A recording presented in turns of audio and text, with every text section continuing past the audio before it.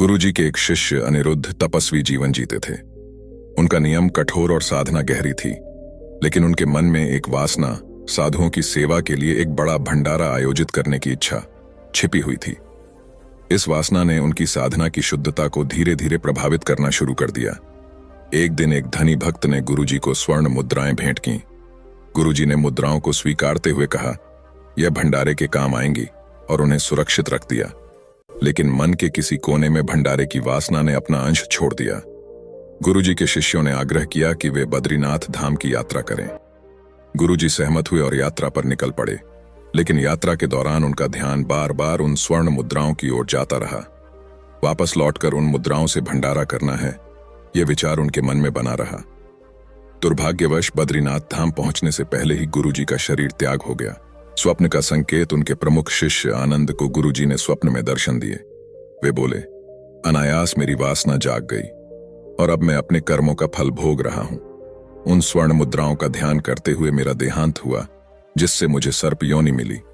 अब मैं उसी स्थान पर उन मुद्राओं की रक्षा कर रहा हूं। मुझे मुक्ति चाहिए। वे मुद्राएं बेचकर संत सेवा करो। स्वप्न सुनकर आनंद और अन्य शिष्य तुरंत कुटिया पहुंचे। उन्होंने गुरुजी के बताए स्थान से बस्ता निकाला। जैसे ही उसे खोला गया, उसमें एक सर्प कुंडली मारे बैठा था। वह किसी को काटा नहीं, केवल अपनी उपस्थिति से अपनी स्थिति का संकेत दिया। शिष्यों ने स्वर्ण मुद्राएं बेचकर भंडारा आयोजित किया और संतों की सेवा की। भंडारे के पूर्ण होते ही सर्प ने प्राण त्याग दिए और गुरुजी की आत्मा को शांति मिली। वासना का त्याग, जीवन का मूल संदेश। यह कथा सुनकर एक अन्य शिष्य ने गुरुजी की सीख को याद किया।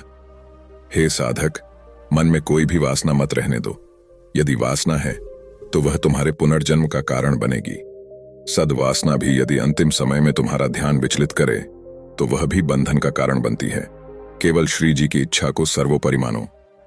गुरुजी के दूसरे शिष्य सुशील ने इस कथा से प्रेरणा लेकर हर छोटी बड़ी वासना को नष्ट करने का प्रण लिया। उन्होंने गुरु प्रदत्त मंत्र, माला और साधना को जीवन का आधार बना लिया। वे हमेशा कहते, गुरु, इष्ट मंत्र और माला, यही साधक के 4 आधार हैं। इन्हें जीवन भर अडिग रखो, यही मोक्ष का मार्ग है। सारांश, यह कथा हमें सिखाती है कि भले ही वासना सद हो, वह भी हमें बंधन में डाल सकती है। अपने मन को शुद्ध रखें और साधना में दृढ़ रहें। भगवान की इच्छा को ही अपना पथ माने, तभी जीवन में सच्चा सुख और शांति प्राप्त हो सकती है।